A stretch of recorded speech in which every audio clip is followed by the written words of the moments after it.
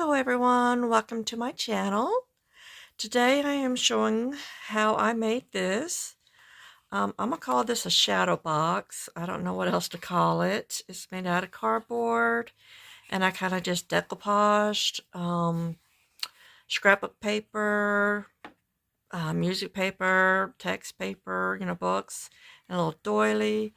And then I made this little girl out of aluminum foil, some tape, some kind of paper mache, and then I decided to cover her with air dry clay and then paint her, and then I varnished her, and I think she is adorable. She's holding a little house. So stay tuned, and I hope you enjoy. I hope you follow, and try to make one yourself. And believe me, if I can do it, anyone can. And the main thing is to just have fun and enjoy, because I made a lot of boo-boos, but I still love it. All right, see you later. Enjoy.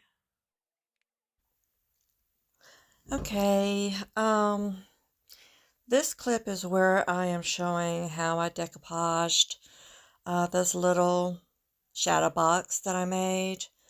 I made it out of a box that was shipped to me with some goodies in it from Amazon. And I cut it and measured it and cut it out according to the size of the doll. So this particular box was made 4 by 6 with inside measurements. I'm not sure how thick the box sides are, the walls and everything. I went ahead and glued it together with some Fabri-Tac, which is like the best glue out there for me.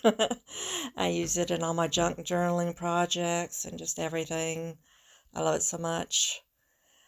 And thankfully, with the junk journal supplies that I have, I was able to find what I needed in my stash to cover this little box up, and I even used, scraps to decorate the little doll that I made to go with it.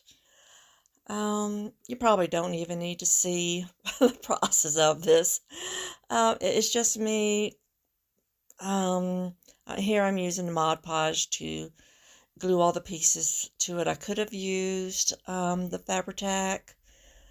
I don't know why I didn't. I guess since I was going to cover it and seal it in with Mod Podge, maybe that's why I used it now.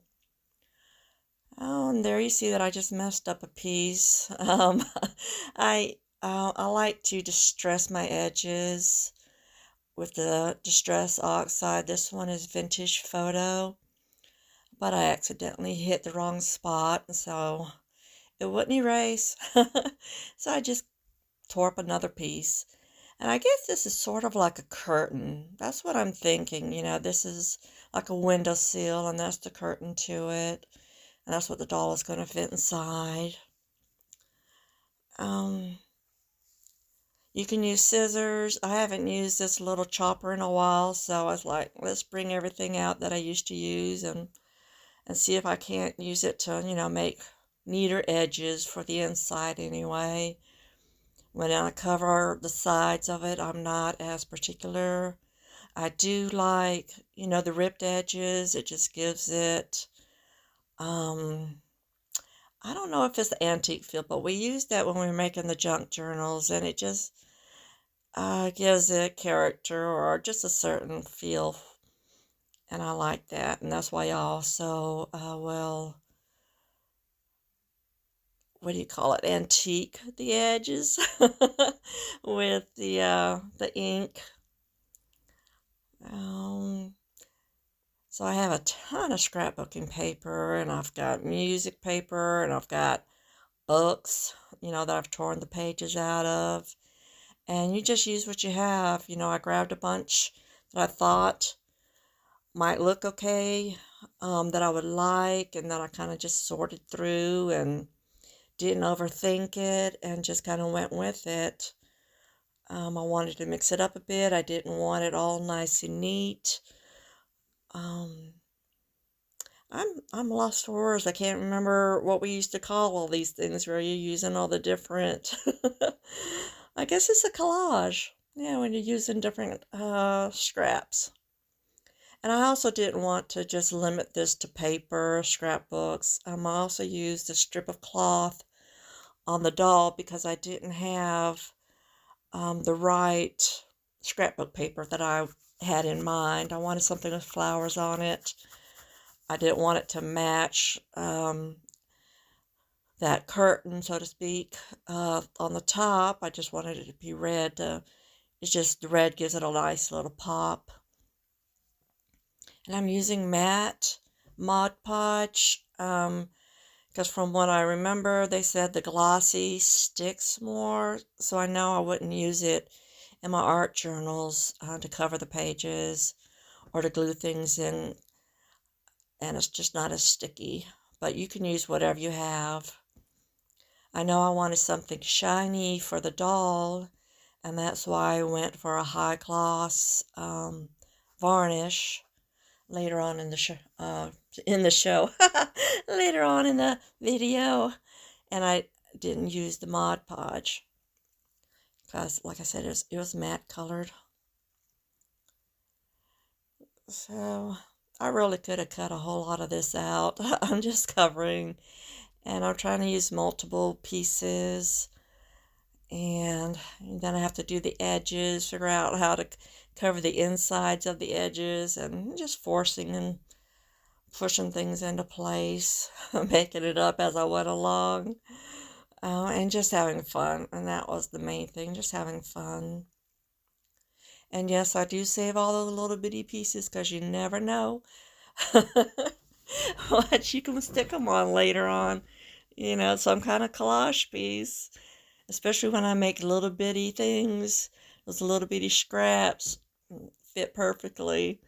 So I have bins with the little scraps, larger scraps, huge scraps. You know, it's all organized. Of course, you can never find what you want, though. That's just the way it is. And the funny part here is I had forgotten about that little doily half piece sitting there until right at the end, and I thought, oh, let's go ahead and let it hang over the edge, you know, and I was just really happy with that. I don't know where that came from. I was just going to glue it down somewhere on the box. So inspiration comes to you here and there as I'm working. And I'm sorry that the camera is not showing the whole thing, and a lot of it's out of frame. I bought this new overhead setup, and I guess it moved while I was moving the table and trying to organize everything. So I know it gets better towards later on. That's what I notice. It's like, whoopsie. But you can kind of get the idea. I'm just gluing. I'm distressing the edges, you know, to give it that little antique look. And just having fun gluing.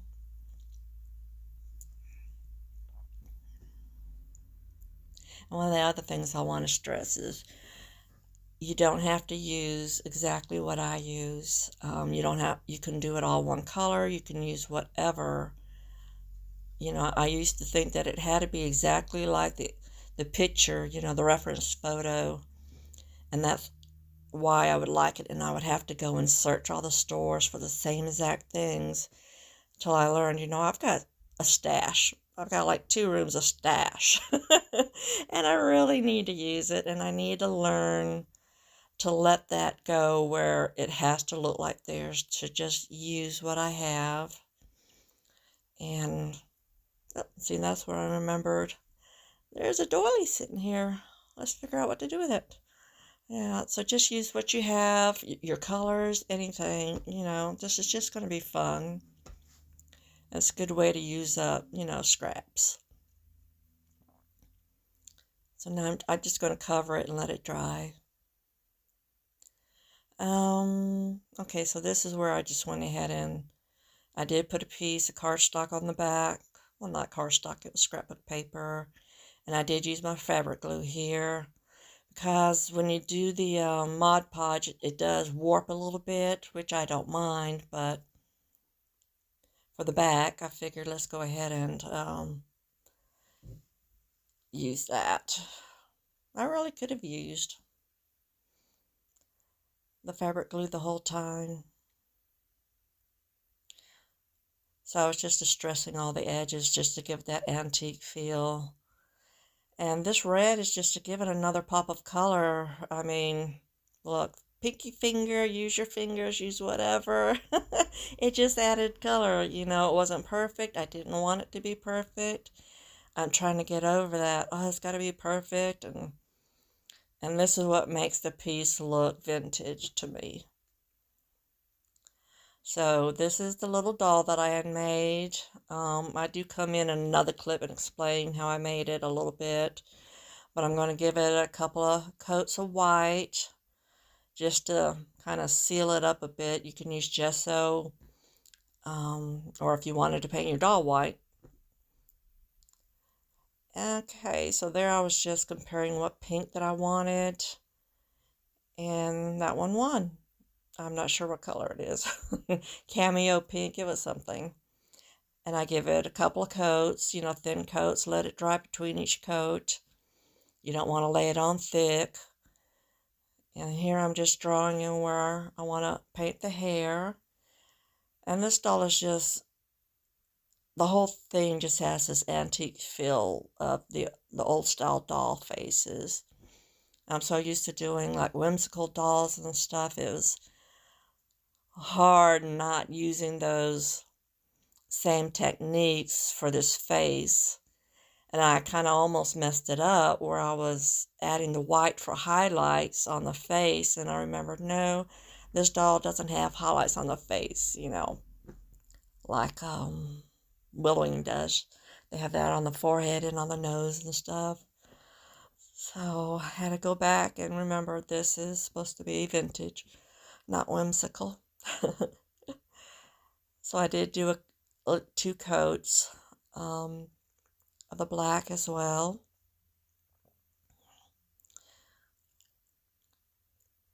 And this is where I just experimented. I wanted some kind of highlight, you know, where it wasn't just all pink.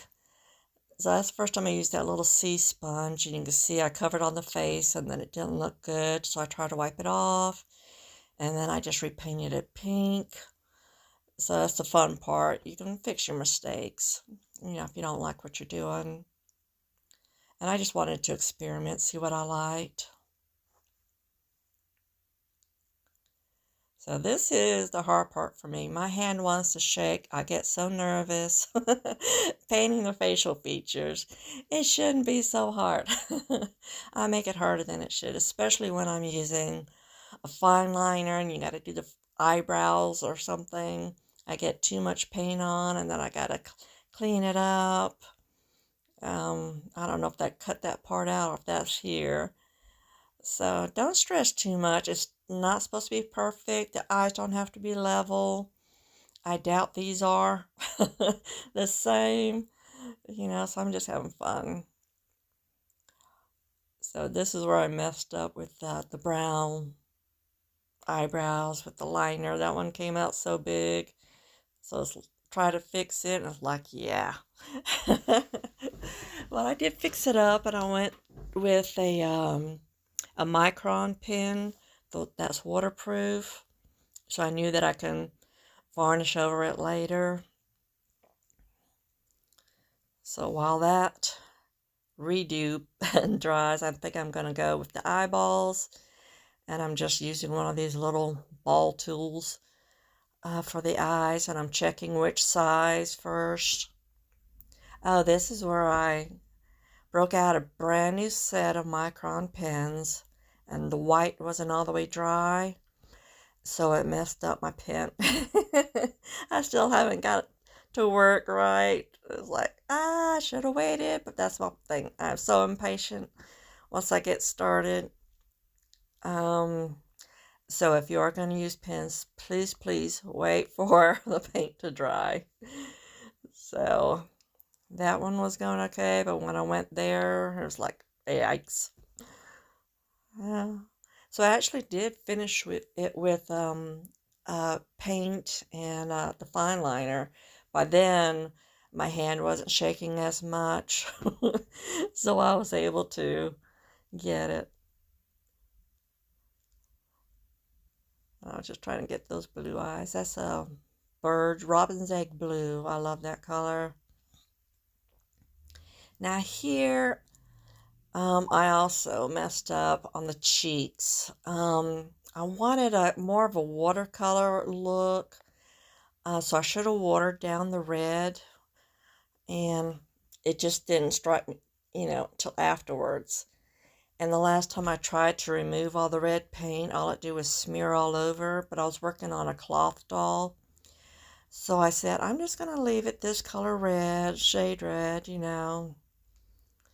and it'll dull out when it dries a bit. It really doesn't lighten up, but that's okay. The red pops. That's what I'm going to go with. So, like I said, I wasn't going to allow myself to stress. I'm just doing touch-ups. Um, and that is antiquing medium, and I wanted to water it down even more because I just wanted a smudge on her eyelids. So with antiquing medium, you normally wipe on and wipe off. And so that gave me the little smudge that I wanted. And then I'm just drawing a teeny tiny pupil at the top of her eye and outlining the iris a little bit. And that was just more of an antique feel, because normally the iris would just be a darker blue, but with that black, it just gives it that vintage look. And there I was just trying to make that eyelid really, really thick.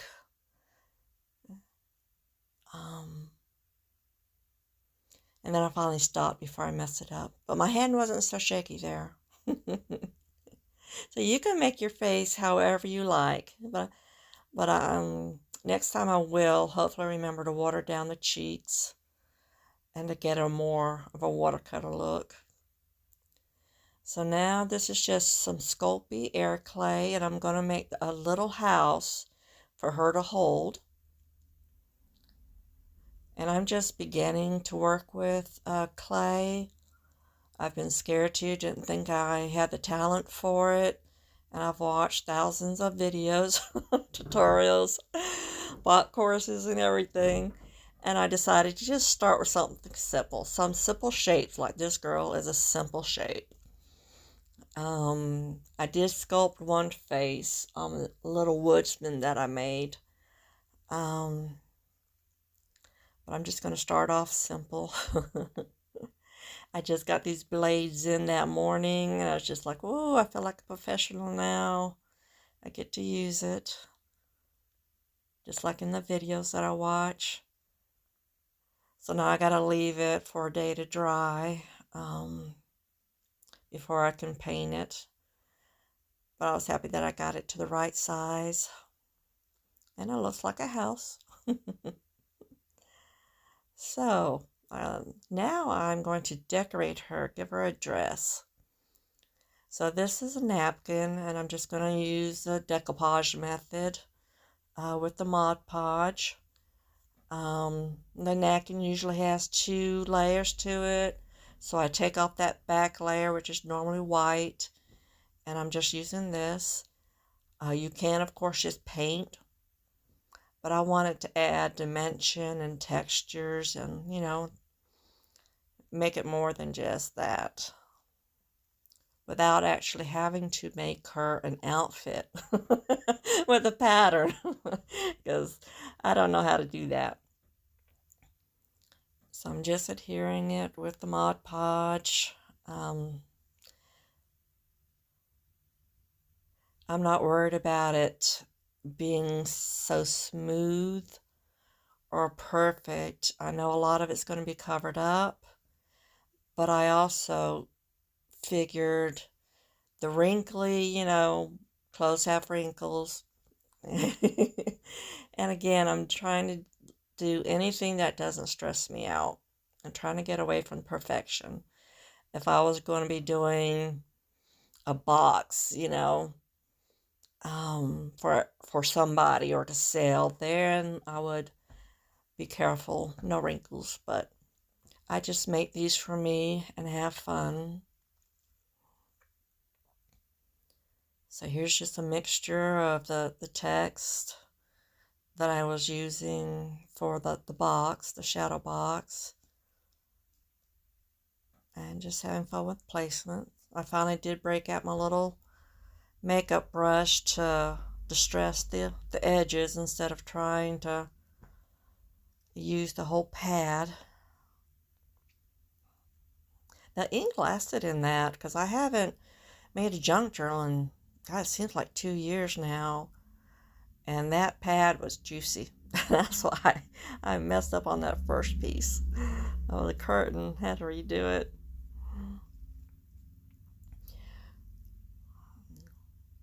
So the more jagged the edges on this paper, it's just the more, oh, what do you call it? How? I don't know the word. I'm sure you can think of it. If it was straight, it would just be blah. With the jagged edges, it just has a more vintage feel. And I'm not too worried about covering the bottom.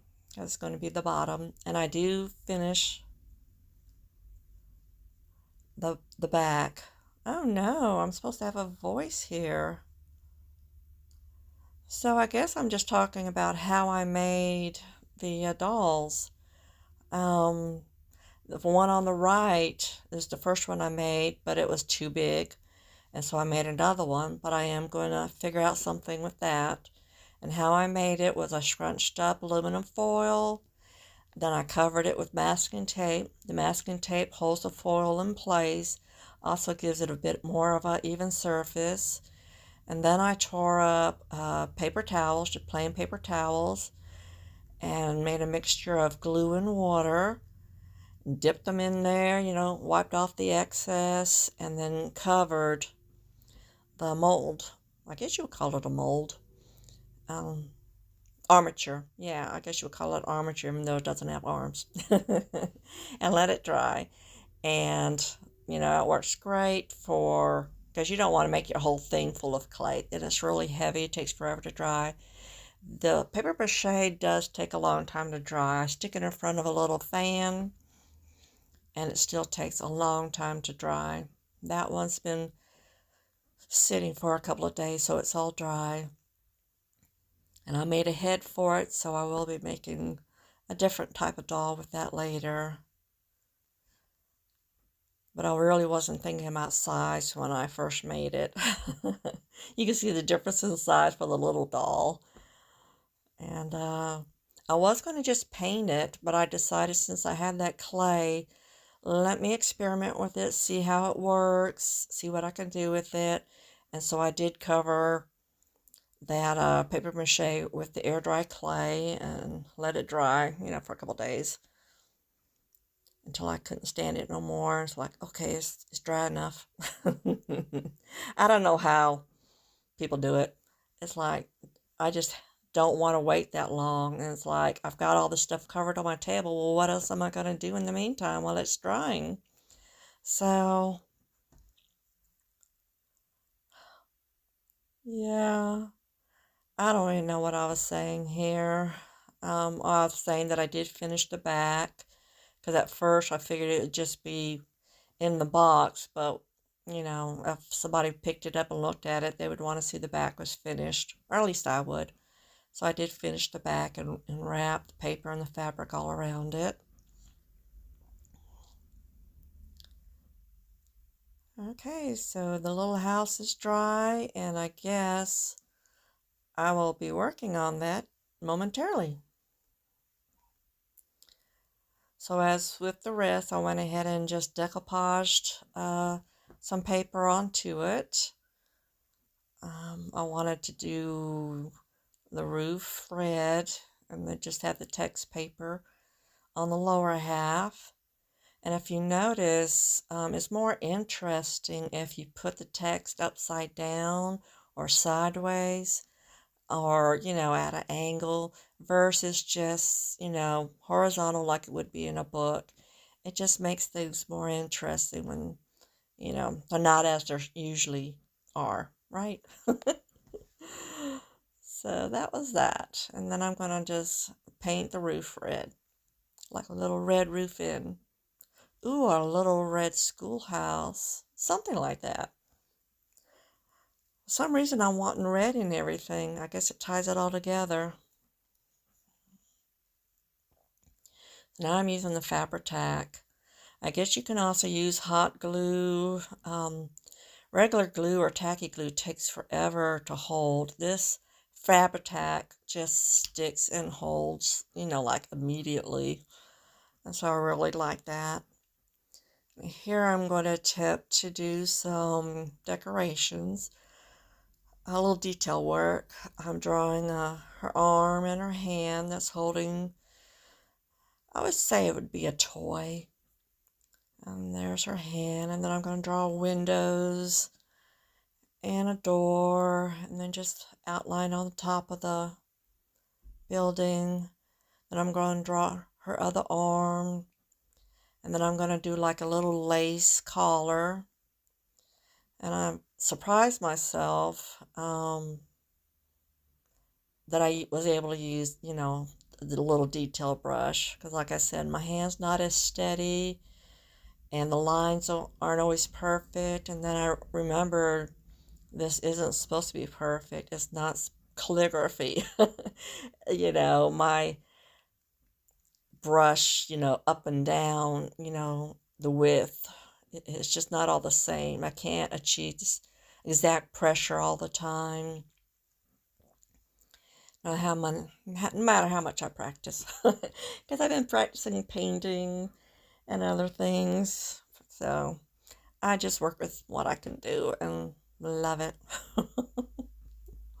And I try not to criticize myself or compare myself to the true artist out there. Wow.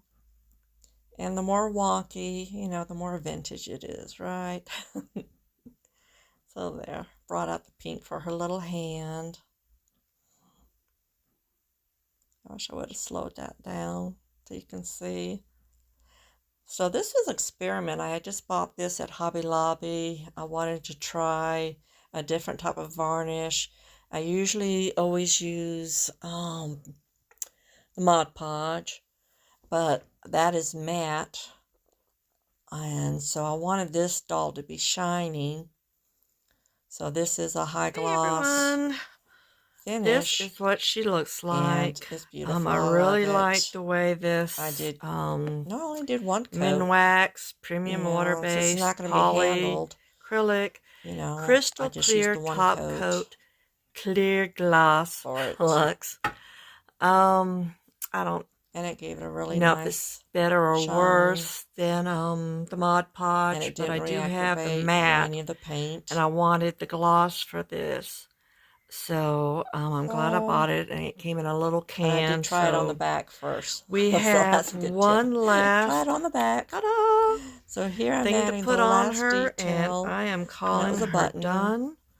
I hope you guys have enjoyed the video. I have containers of tons. Well, sorted it was a bunch out of by little colors videos put because I together. have so many. And I hope this shows you that anyone can make these things that I do, because I hope you give this a try, and I hope I am no professional. Anybody can make something like this. As you can tell by the videos, I make mistakes, but I just go with it. I fix what I can. Not a lot of skill involved, but most importantly, I enjoy. But it's so much fun doing it. I enjoy the art see it every day. Making. Sitting and on this is how a she's shelf going to somewhere. look, sitting and somewhere I hope in my you give apartment. it a try, and like I said, you can use whatever colors you like. And it was so simple to make. The drying time is what always gets me. It was simple enough. But I hope you enjoyed it again. One of the reasons why I do the videos is just to show that thank you for watching. And I hope that you give them a try. Happy crafting. Thank you for watching. Bye-bye.